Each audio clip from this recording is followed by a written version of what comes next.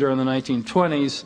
The problem Yardley had was after World War I. During World War I, they had censorship, so everything the communications companies produced had to go to the government by law. After World War I, censorship ended, so that meant where was the Black Chamber now going to get its all its information to read, all the telegrams and everything? So Yardley had to go out and make a secret agreement with Western Union and the other telegraph companies, so that Western Union, again, this is a very secret, very illegal agreement. He had to go out personally and meet with the presidents of these companies. And he got the cooperation of these companies, and there was usually only about 2 or 3 people in the company that knew that the companies at Western Union was turning all this information over to the Black Chamber. That lasted all through the 1920s until 1929, and then somebody by the name of Henry Stimson came along. Henry Stimson was Secretary of State under Herbert Hoover, and he came up with probably the most famous quote in American cryptology. It was, "Americans do not read each other's mail." And again, this is 1929, and he shut down the Black Chamber, and that was the end of Herbert Yardley. He went on to write a book called The American Black Chamber. So it ended in 1929, and then in with the attack on Pearl Harbor, World War II came, and all of a sudden Henry Stimson is now Secretary of War, and now he's very anxious for the government to read others' mail, which wasn't any problem during World War II, just like World War I, because they had censorship, so the government had to turn over all that information. Then after World War II, Preston Quarterman, who was chief of what the Black Chamber became what was known as the SSA, the Signal Security Agency.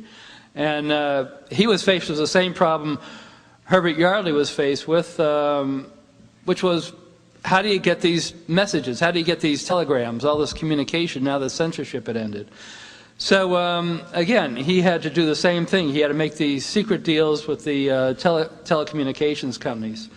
He had to go back to Western Union and all the other telecommunications companies and arrive at a very, very secret, very, very illegal agreement. The presidents of these companies, the chairman of the board, there were only maybe 5 people in each company that would know that these companies were cooperating.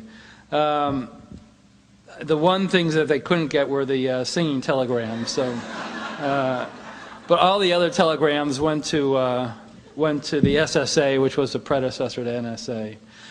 So in 1952, the NSA was formed. It was a consolidation of all the other agencies within the government that did this interception, the Signal Security Agency, the Army Security Agency, Naval Security Group, a bunch of others.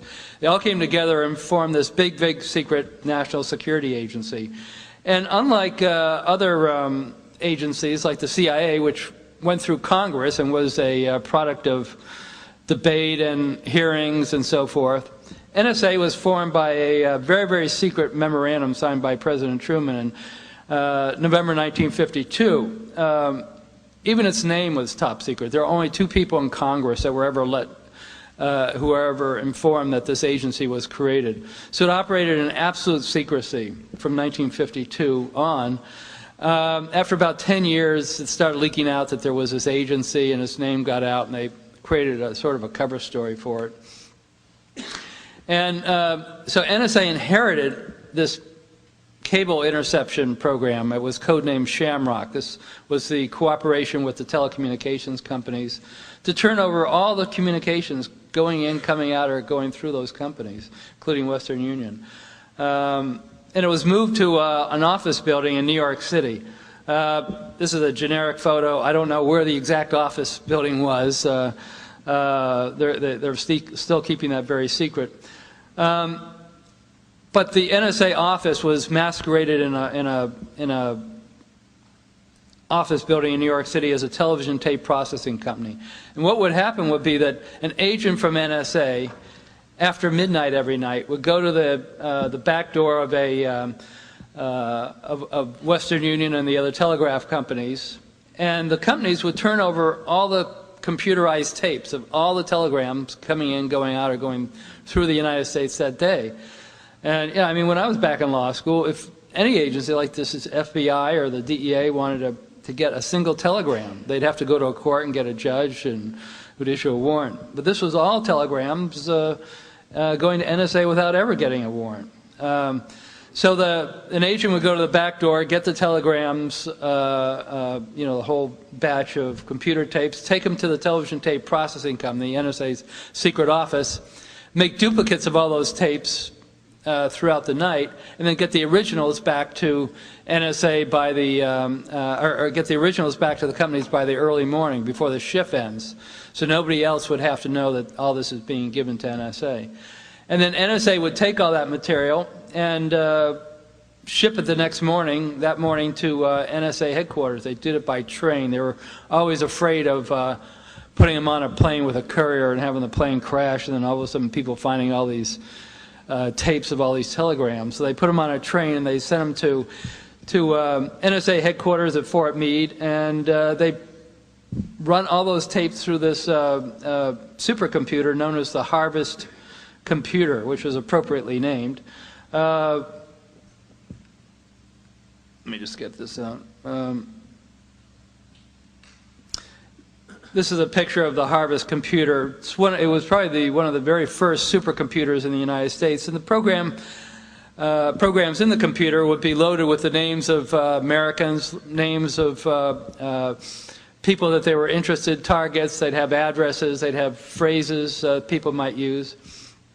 And then any name that was in the computer that had been mentioned in a telegram that day, or any kind of a communication that they intercepted, would be kicked out. And again, this was all illegal because there was never any warrant that was ever applied for this.